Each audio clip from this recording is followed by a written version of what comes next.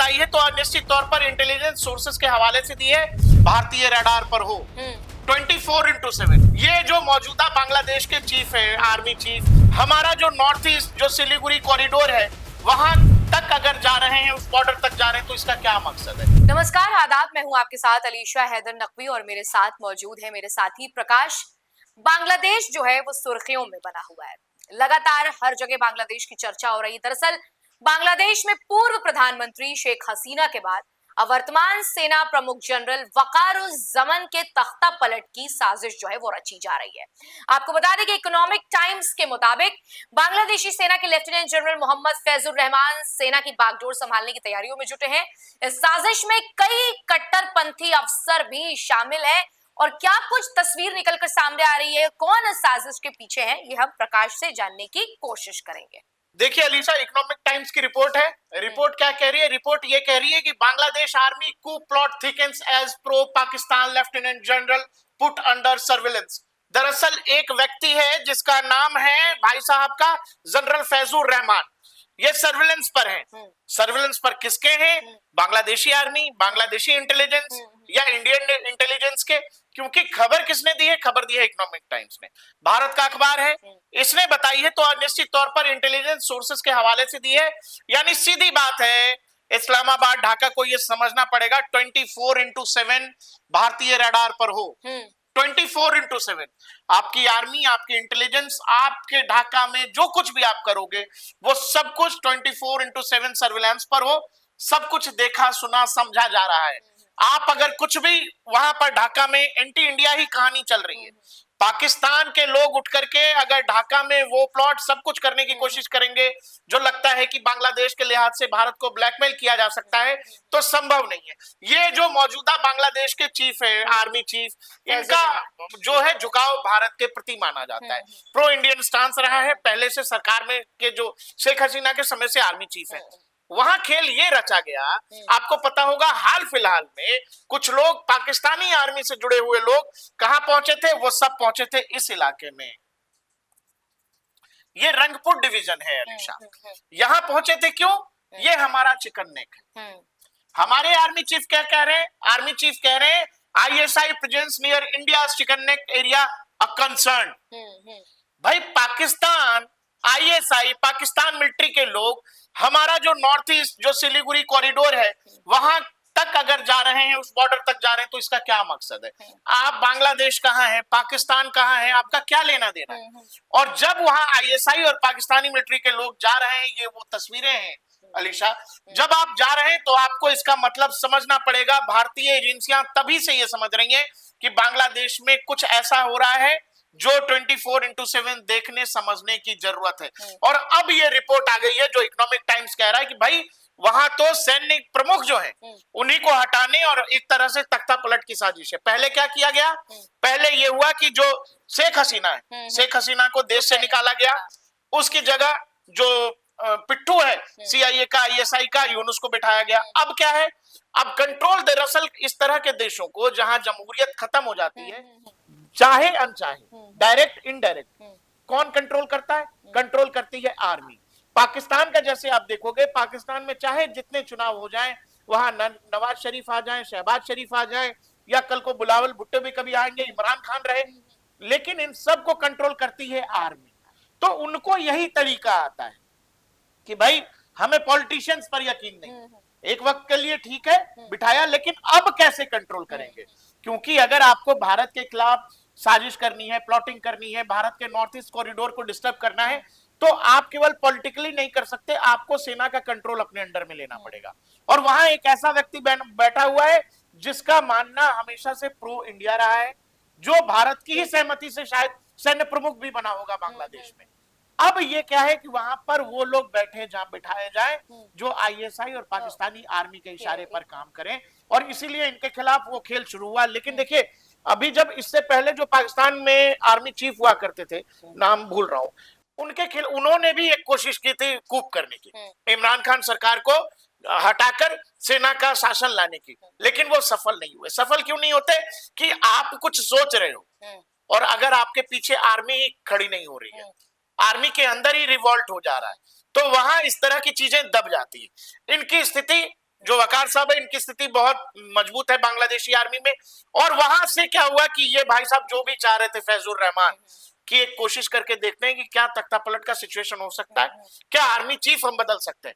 Army chief बदलने का सीधा मतलब है कि आईएसआई और पाकिस्तान, इस्लामाबाद बांग्लादेश में सब कुछ अपने इशारे पर करना चाहता है, अपने तौर तरीके से करना चाहता है। और उनका तौर तरीका क्या है, जो कश्मीर में या फिर भारत के अलग अलग हिस्सों में जो आतंकवाद फैलाया गया वही तौर तरीका है। मतलब भारत कश्मीर में भी बिजी किया जाएगा और बांग्लादेश बॉर्डर पर भी भारत को परेशान और एक तरह से इंगेज करने की कोशिश हुई आईएसआई की तरफ से। आपको फैजुर रहमान के बारे में बता, जैसे प्रकाश बता रहे थे, फैजुर रहमान ने पिछले हफ्ते ढाका में पाकिस्तान की सीक्रेट एजेंसी यानी कि आईएसआई के प्रमुख और उसके प्रतिनिधिमंडल से बातचीत की थी। इसके साथ ही वो बांग्लादेश की खुफिया एजेंसी यानी डीजीएफआई के समर्थन में भी उनको जुटाने की कोशिश कर सकते हैं। ये भी इकोनॉमिक टाइम्स की खबर में छपा है। साथ ही वकारुज़्ज़मान की पूर्व प्रधानमंत्री शेख हसीना और भारत समर्थक माना जाता है, जैसे कि प्रकाश बता रहे थे। उन्होंने 5 अगस्त को तख्ता पलट के बाद शेख हसीना को बांग्लादेश से निकालने में मदद की थी, जबकि उलट मोहम्मद फैजुर रहमान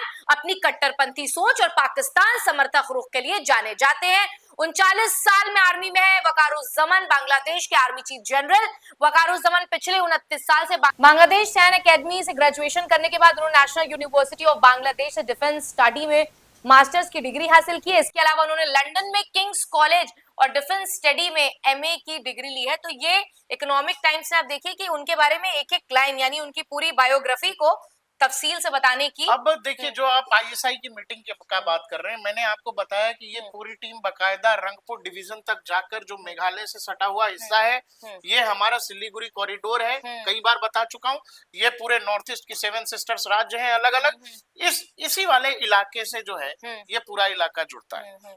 और यहीं पर अगर आईएसआई के लोग और आर्मी के लोग आ रहे हैं, हमारे आर्मी चीफ ऑलरेडी कंसर्न बता रहे हैं, तो आप समझो ये कितना सीरियस है कि अगर इसी बीच बांग्लादेश का सैन्य प्रमुख बदल दिया जाता है, अगर बांग्लादेश में सेना का प्रमुख वो होगा जो आईएसआई और पाकिस्तान समर्थित होगा, मतलब ये कि बांग्लादेशी आर्मी से तो फिर वो कुछ भी करवा सकते हैं, किसी भी तरह का कुछ भी। आपके नॉर्थ ईस्ट को बहुत तगड़े तरीके से डिस्टर्ब करने की कोशिश हो सकती है, हमारे जो पश्चिम बंगाल का हिस्सा है उसको डिस्टर्ब करने की कोशिश हो सकती है। इसीलिए ये बहुत मेजर है जो इकोनॉमिक टाइम्स कह रहा है कि इस पर ध्यान देने की जरूरत है। और आप जब इकोनॉमिक टाइम्स कह रहा है तो आप यकीन मानो कि जब हम आप जैसे लोग बात कर रहे हैं इकोनॉमिक टाइम्स की रिपोर्ट पर, तो ये रिपोर्टर कोई जाके रिपोर्ट तो लाया नहीं, इसको किसी इंटेलिजेंस के सोर्स ने दिया है। और इंटेलिजेंस सोर्स ने दिया है तो देखिए, किसी भी इंफॉर्मेशन के पीछे एक इंफॉर्मेशन जो पब्लिक डोमेन में डाला जाता है, उस इंफॉर्मेशन के पीछे 50 तरह की चीजें ऑलरेडी पहले हो चुकी होती हैं या फिर लाइनअप में होती हैं, तो पाइपलाइन में होती हैं चीजें।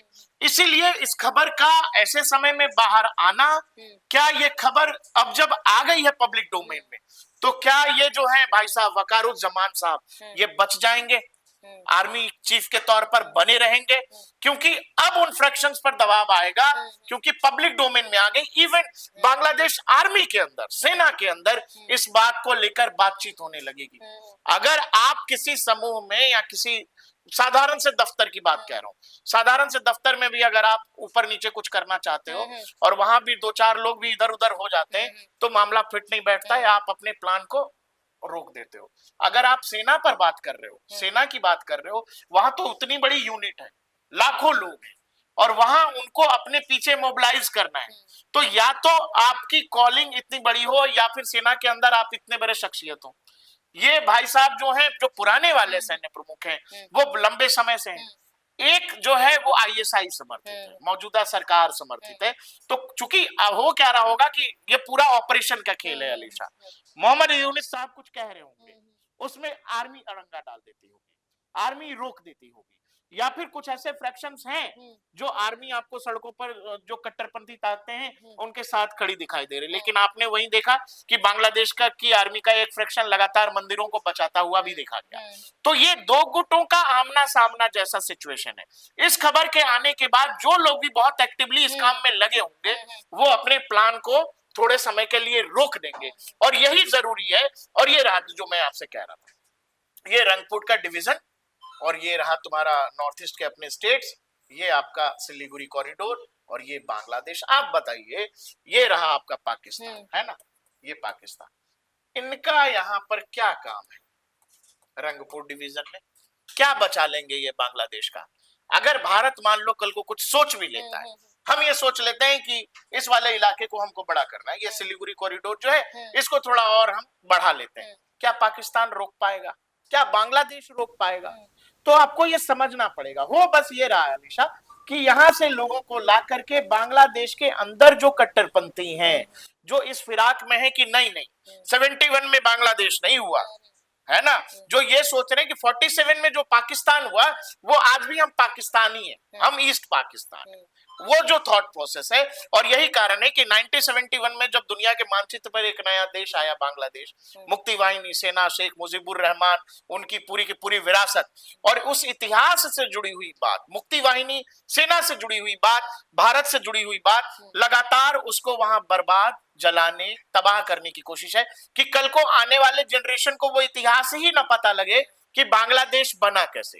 एक फ्रैक्शन ये है कि वो कह देगा आने वाले इतिहास में, ऐसा बताने लगेगा कि हम और पाकिस्तान एक जैसे हैं, हम हैं तो पाकिस्तान की वजह से हैं, वहां वाले कह देंगे कि हम जो हैं वो इस वजह से। तो ये पूरी कहानी जो नैरेटिव्स की चल रही है। दूसरा ये भी कि आपको पता है कि बलूचिस्तान से लेकर खैबर से लेकर हर इलाके में पाकिस्तान, इवन अफगानिस्तान बॉर्डर पर भी परेशान है। उस परेशानी से एक तरह से निजात पाने के लिए उसको शायद लग रहा है कि इसमें भारत का भी कुछ हिस्सा है, तो वो इस तरफ हमें डिस्टर्ब करने के सिचुएशन में है और एक अपर एज है उनको। लेकिन आप जब इकोनॉमिक टाइम्स की रिपोर्ट पढ़ रहे हो, जैसा मैंने आपसे बताया कि जब हम आप उस रिपोर्ट पर बात कर रहे हैं तो आप समझो कि इस देश की सुरक्षा एजेंसियां, हमारी आर्मी उस रिपोर्ट पे बस यूं ही नहीं बैठे होंगे। तो निश्चित तौर पर ये जो खबर है बड़ी खबर है और यूनिस सरकार और जो आईएसआई का मंसूबा है पाकिस्तान, बांग्लादेश में बांग्लादेशी आर्मी के अंदर, वो एक तरह से बेनकाब हो गया है और अब लगता है कि वो प्लान सक्सेसफुल नहीं होने वाला। अच्छा, नहीं प्रकाश, ये बताइए कि चाहे किसी भी मुल्क में हिंसा की आग भड़कती हो या फिर किसी भी तरीके की नापाक सोच रहती हो, तो पाकिस्तान जिसका कोई लेना देना नहीं है, जो अपने ही दायरे में वो खुद ही मुकम्मल नहीं हो पा रहा है, तो पाकिस्तान की जो फितरत है कि जहां हिंसा देखे, जहां पे खून खराबे का माहौल हो, वहां खुद ब खुद पाकिस्तान की एंट्री कैसे हो जाती है?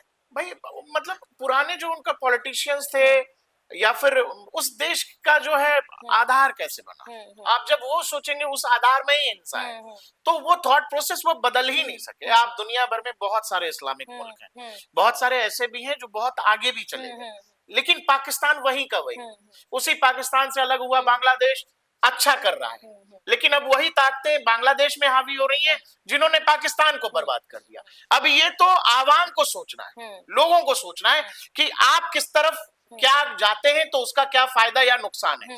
पाकिस्तानी आवाम को, पाकिस्तान के लोगों को उस बात का फायदा, भाई इससे बड़ी बेइज्जती क्या होती है किसी भी देश के लिए कि अभी जो हालिया वाकया है पाकिस्तान जिस पर पिछले 10 दिनों से रो रहा है कि आपको 29 साल बाद एक चैंपियंस ट्रॉफी मिली, आईसीसी का इवेंट मिला, उस इवेंट में भारत ने कहा कि हम नहीं जाएंगे, पाकिस्तान बोला नहीं आना पड़ेगा, भारत ने कहा नहीं जाएंगे भाई, तुम्हारे यहाँ नहीं जा सकते, हम नहीं गए।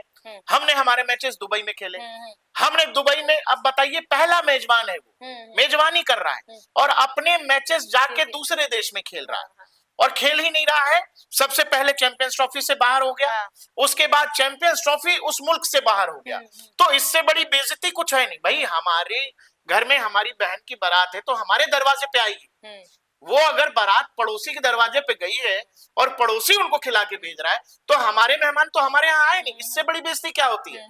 पूरा पाकिस्तान इस बात पे रो रहा है। तो आपको पाकिस्तान का थॉट प्रोसेस, वो मुल्क बना कैसे, वो मुल्क सोचता समझता कितना है, कितना जानता है, इसको जब आप देखोगे तो एक साधारण खेल का मैंने आपको उदाहरण दिया है, उस खेल के उदाहरण में देख लो कि पाकिस्तान के साथ कितना बड़ा भद्दा मजाक हुआ है कि आपके यहाँ था, पहले आपकी टीम बाहर हुई, फिर पूरा का पूरा इवेंट आपके देश से बाहर हो गया। वहां के लोगों के बारे में सोचिए, वहां के जो आम लोग हैं उनको कितना बुरा लगता होगा कि यार हम लोग किस तरह के देश में है, कैसे मुल्क में है कि मतलब इतना शोरगुल हो रहा था, इतना बड़ा इवेंट था, सालों बाद पाकिस्तान को खुश होने का मौका मिला था, उन्होंने बहुत सारे स्टेडियम भी बनाए, पैसे भी खर्चे, लेकिन उन स्टेडियम्स का इस्तेमाल ही नहीं हुआ। अलीशा, आपने पूरी तैयारी कर ली लेकिन बारात आपके घर ही नहीं आई, तो इससे बड़ी बेइज्जती क्या हो गई।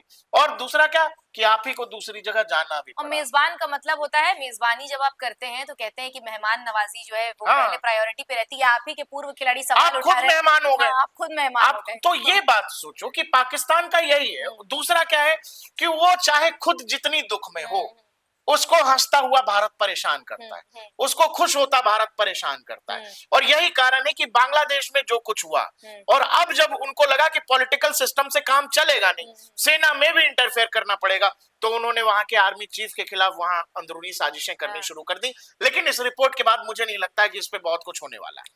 तो देखा आपने कि कैसे बांग्लादेश में जो है वो सिनेरियो बदल रहे हैं और समीकरण भी बदल रहे हैं, और पाकिस्तान की कैसे एंट्री हो रही है। और हमने आपको डिटेल में बताया कि पाकिस्तान हर उस जगह अपनी एंट्री जबरन ले आता है जहां उसकी एंट्री होने की जरूरत नहीं होती, और जहां पाकिस्तान से अच्छे करने की उम्मीद होती है वहां पाकिस्तान खुद ब खुद गायब हो जाता है। लेकिन फिलहाल आज का अपडेट यही है कि बांग्लादेश के पूर्व प्रधानमंत्री शेख हसीना के बाद जो अब मौजूदा समय के प्रमुख जनरल वकारुज्जमान है वो ट्रेंड कर रहे हैं, और उनके तख्ता पलट की साजिश जो है वो रच रही है।